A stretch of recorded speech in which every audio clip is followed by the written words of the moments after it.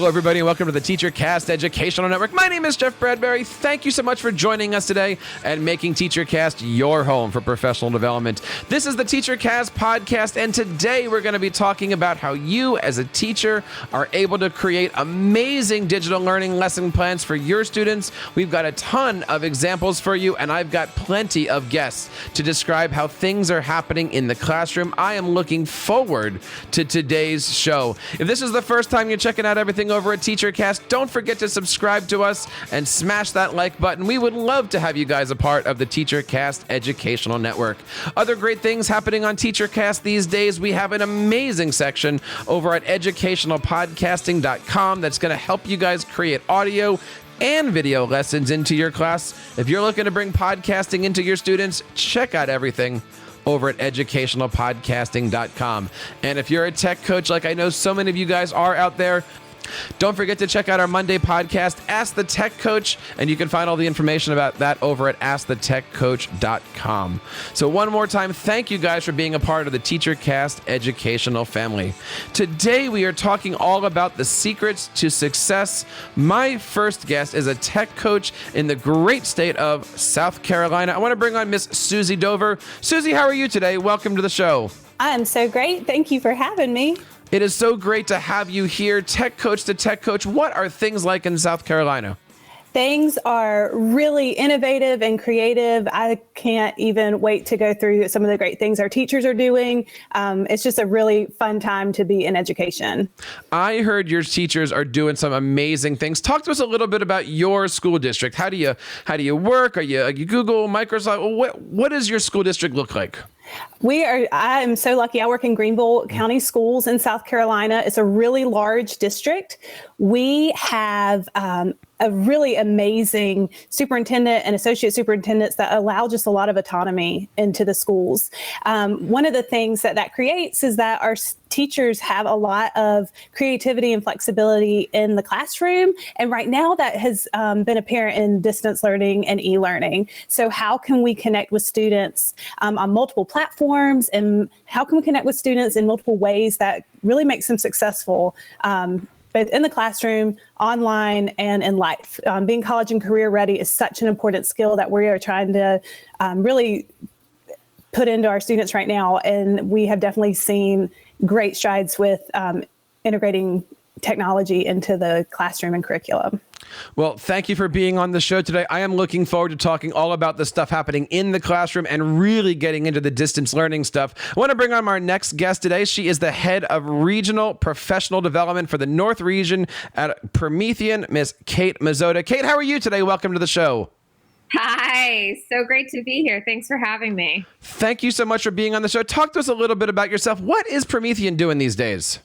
Well, what is Promethean not doing as far as anything to do with our Promethean Academy, our Learn Promethean page, and our awesome support resources when it comes to our videos, our manuals, and all of our online e-learning opportunities.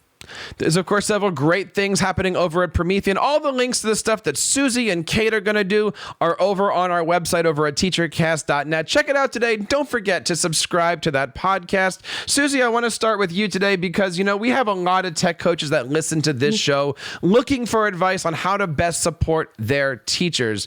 I know that's something that you do. Tell us a little bit about your tech coaching. Do you have one building, multiple buildings? What does a typical day for you look like? So I'm in a local school. I work at Stone Academy of Communication Arts. So we're an arts integration school. We are a G Suite school. We're a Google school. We do everything off Google platform. It's a great fit for us because there's so many creative outlets on the Google platform. Typically, we spend every day with kids. I work locally at that school, and so I model lessons. I teach media arts to kindergartners through fifth grade. We have elementary broadcasting that we do every day. We're doing a lot of things to try to expose kids to as many digital resources and media art opportunities as they have. So every day I'm working with teachers, working with kids, and rolling new ideas out and really kind of deepening learning through digital means. So let's play the tech coach game. I'm an elementary teacher and I come to you and say, I want to start a podcast. What do you suggest? Well, it depends where you are as a teacher. I get a lot of teachers that say, I want to start a podcast, and they've never, figured out how to even get a Google site. And so we take like 5 steps back and we say, okay, number one, why? Like what need is it meeting? What is your purpose for doing it? Around what content is it? And so, I could throw out a million, not really a million, but a bunch of podcast opportunities. But we try to scale it and say, okay, well, if you're trying to review content, what can we do that you already know well so that you can do it to a depth and a level that your students will actually engage with and that you're comfortable doing? And so we try to scale big ideas to make them manageable and sustainable for teaching. Because I am a teacher and I love a big idea. I like to say, yes, I'm going to make this huge platform and I'm going to update it daily. And I'm also a mom and a technology coach and a teacher and lots of things. And so we really want it to be sustainable and engaging. And so we are always looking for new opportunities, but reasonable opportunities. So that is definitely advice I have to teachers when they come, is saying, let's make sure, number one, it's aligned to content. And number two, what's your method? What's your purpose? Okay, that was an easy one. I'm going to do one more for you if you don't mind being on the hot seat. I'm a 5th grade teacher and I'm doing the same mapping geography lesson year after year after year. What do you got? I want to do something different with maps. I want to do something different with explorers, maybe one of those kind of topics. What do you got? So just like software solutions, we are big Pear Deck and ClassFlow users. ClassFlow is a Promethean opportunity, and Pear Deck we do through Google Slides. We do a lot of one-to-one engagements. The other thing that we are loving right now is GimKit. GimKit is a really kind of new, innovative gaming kind of review exposure tool that we have been using a ton of, especially 3rd, 4th, and 5th. There's a lot of economy to it, a lot of kind of competition, and that has been really fun. And I've gotten some of my most resistant teachers really engaged with their instructional technology component of their job through that GimKit platform. I love it when tech coaches come on. Obviously, we want to use the word student learning, student engagement, but I love it when tech coaches use the word engagement, right? Like all these different ways to get kids up and active. Now, your school district, like every other school district, recently needed to think a little outside that box. And you started to train your teachers not just on the in-classroom engagement, but those distant learning engagements. Talk to us a little bit about that. Was that easy? Was that a switch? How did you guys go from traditional learning to distant learning? Well, the first thing I'll say is I think it's really important that all teachers have the theory and pedagogy behind instructional technology. I think a lot of times we throw devices at teachers and say, hey, good luck. There's this cool thing that you know how to use in every other component of your life. But when you put it in a classroom, it has to be used really differently.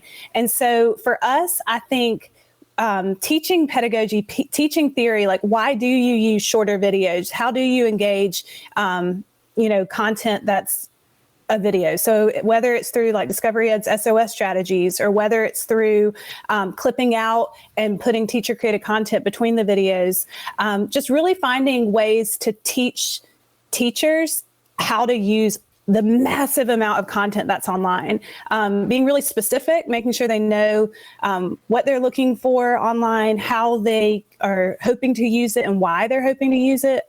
I think that's really why we've seen some success in distance learning or virtual learning, or even, flipping the classroom, as people say. I think it's because they know the theory and the pedagogy, and it goes beyond SAMR. SAMR is a really important skill in understanding how to develop these lessons, but I think it's really, getting into the depth of how and why, and choosing the right platform, like why they would roll something out, how they would do it, and then making sure they have the right tool to do it. It is about having that right platform. It's about knowing how to manipulate and to use those lessons. Kate, let me bring you in here. You, as a member of the Promethean team, get a chance to work with school districts and classrooms around the country. Dare I even say around the world? Number one, what is it like recently needing to really interact with teachers and students on a completely different level than maybe we had in the past? Yeah, sure. So the first point I want to make is that the quickest way to start off a new school year, or quite frankly, any point in the school year, is to overwhelm teachers with multiple implementations. really there needs to be a true thought process there. And as Suzy was saying, SAMR is a really great way to implement that slowly but surely so that it is effective. For those of you who are not familiar with SAMR, that's substitution, augmentation, modification, and redefinition. So that's a model that allows people to integrate technology. It's a great way for educators to develop digital learning experiences. And quite frankly, this methodology splits tech use into 4 different categories. So it's almost like a progressive model. And when it comes time to evaluate teachers, administrators should be looking for ways to improve instruction rather than judge, and truly know that when a deficit is being discovered, we need to be offered more relevant tools to really tackle that in a timely profession and in a better way for professional development resources. So when it comes to providing those professional developments, when it comes to bringing in things like the SAMR model, TPAC, how do you define success? What does it look like? I think that's a question that all of us kind of strive to find the answer for. And I think it does depending on what school district, what grade level, but in your opinion, Kate, what does success look like? And can you say, what does it feel like? Sure. I think that the biggest part when it comes to integrating technology, success is not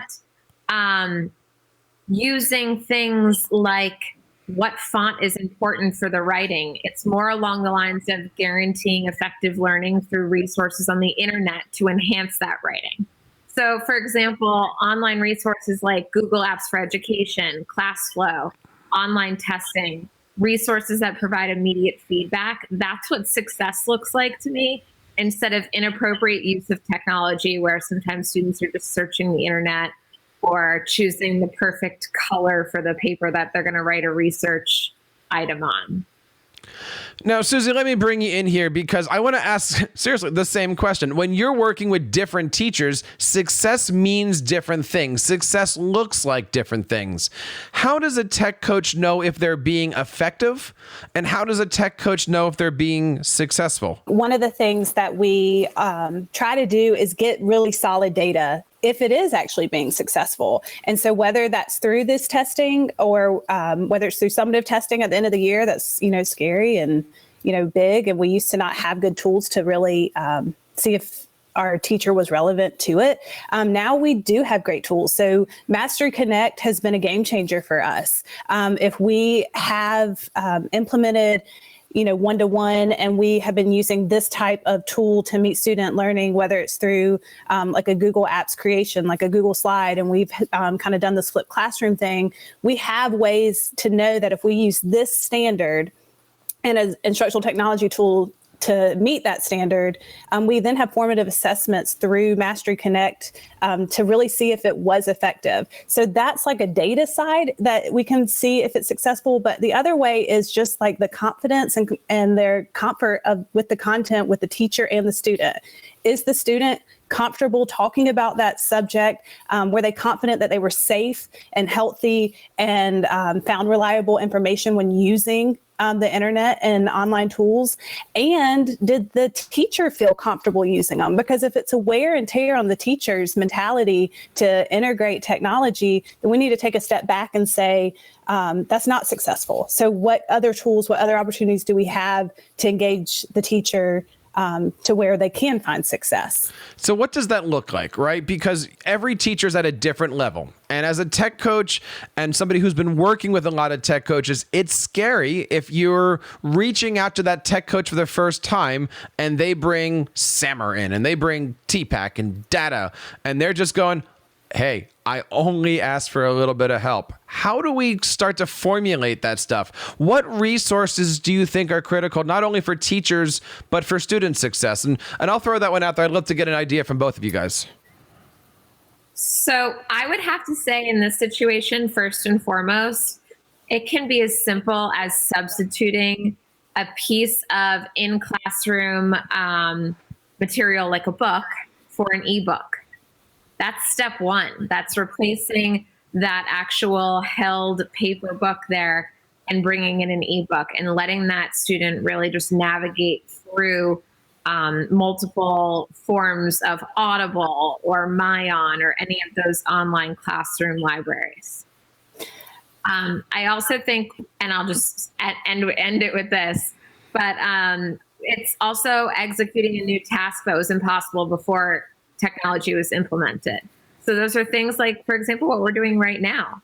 We were never able to get on these video calls before webinars and conference calling and Skype were invented. So I think that just executing a new task that was before quite impossible is really valuable. I think the other thing that's super valuable in the kind of the local school level is, for me, if I have a really resistant teacher, it's all on me to make the relationship and the networking work. And so I have to make sure that I'm willing to model the lessons, to get to know those students and their needs and kind of the opportunities that they need to have through digital platforms or digital means. And so a lot of it is getting in the classroom. If I have a really hesitant teacher that doesn't even want to come to me, it's, kind of providing the initial content, providing that initial substitution like you were talking about and saying, hey, just try this.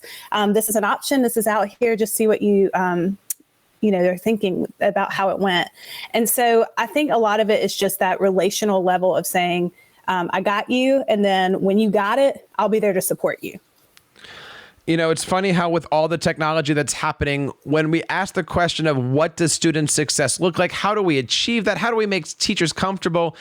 You're right. It does come down to the same two words, relationships and conversations, right? It's just a matter of having these conversations and saying, look, we're here to help. Tech coaches are here to support. What do you want your classrooms to look like? I want to ask you guys an important question that's been kind of the thread in a lot of the podcasts that we've had recently. And it's with one-to-one learning, with teachers either being virtual or being in a classroom where everybody has that thing.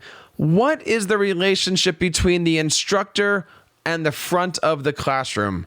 Kate, I want to ask you this one first, but what do we do? How do we re-relate to things like our boards, our visuals? What can we do to continue to engage and implement amazing digital learnings with that great technology that's ever changing in our classrooms? Sure. So first and foremost, as a former educator, the way that I used any front of classroom device, whether it was a chalkboard or a dry erase board or a Promethean board, I truly believe that if we're not modeling for our students and not following that focus lesson of I do, you do, we do, it's really difficult to truly have a successful lesson start off.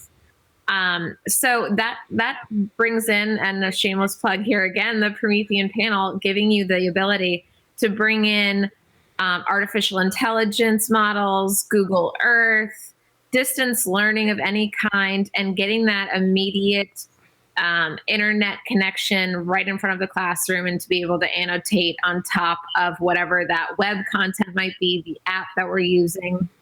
And as Suzy was saying, other sorts of external things like Pear Deck and Google Drive and Google Slides that I am a big advocate of. But really at that rate, it's bringing in flip charts and modeling.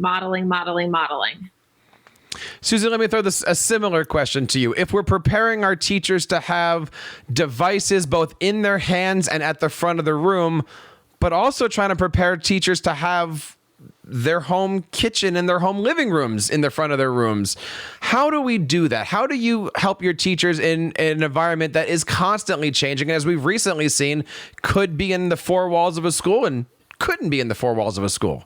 I think that is such a really important question for teachers, because, the classroom environment is constantly changing, whether it's a board in the front or moving back to, every teacher I know right now is like, oh, I love having a whiteboard now, or whiteboard back, because the panel provides that. You have a big whiteboard surface right there that, we've been missing with a big, hunkin' projector in front.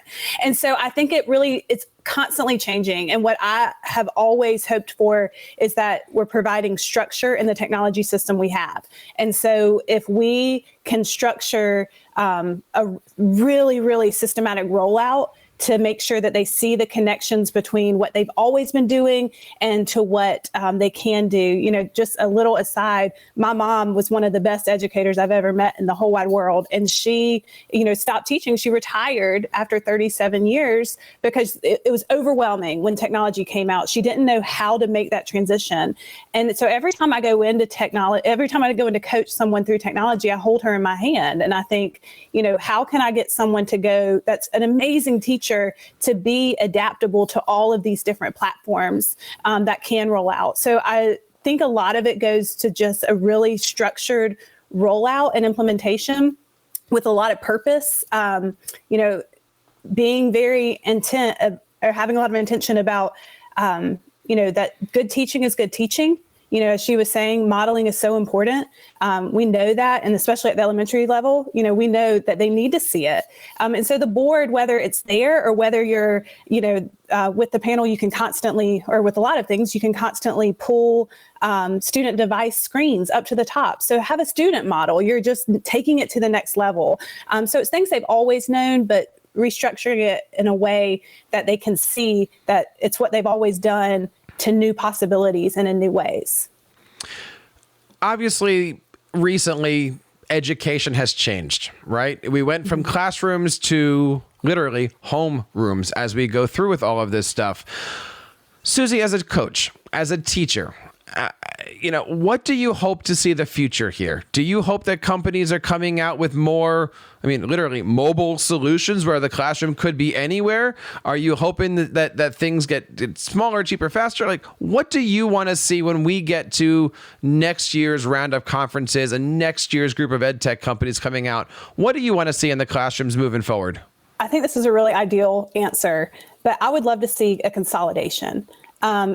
It is too much to expect teachers to navigate the thousands of opportunities they have and the thousands of information that gets sent to their emails all the time. And so I think a consolidation, I think, you know, when we decided that we were going to, or that our district was going to do Google Apps for education, we said, awesome, we're going to learn every single piece of it. And we don't want to do anything else for another year. So you want to, as you were saying earlier, like do a podcast, figure it out on the Google platform. If you want to make a poster, figure it out on the Google platform, because we really wanted a depth there and to consolidate as much of it as we can. And I hope that technology companies and educational resources start consolidating so that we can offer teachers some stability, that they know, like we've had Promethean boards in our building for a decade now, and we're about to get new panels this year. And so we've been able to consolidate, like, how many ways can we do what we know is good on this one thing? Even though you might get an email that says, this is a really cool new tool and let's like jump all in, we want to take a step back and say what companies are out there that are protecting our student data, that we know what they're doing with it, that we can trust and have really good data share agreements with, and then really, really invest our time and energy in making that effective for our classroom. So I hope technology solutions will start to consolidate and say, I'm going to offer as much as I can on this one platform.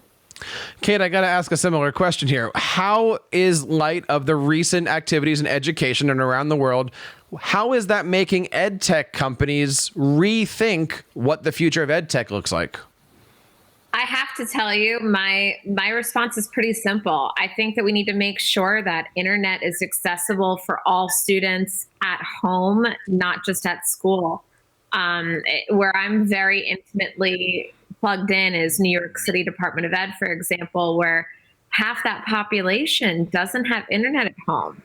So as much as I love these distance learning and remote learning and flipped classroom ideas, we really do need to make internet more accessible for all students and all families if we're going to be holding them to that expectation. And then lastly, really just to ensure that we are providing our students with career and college readiness and truly ready for the real world when it comes to using tech.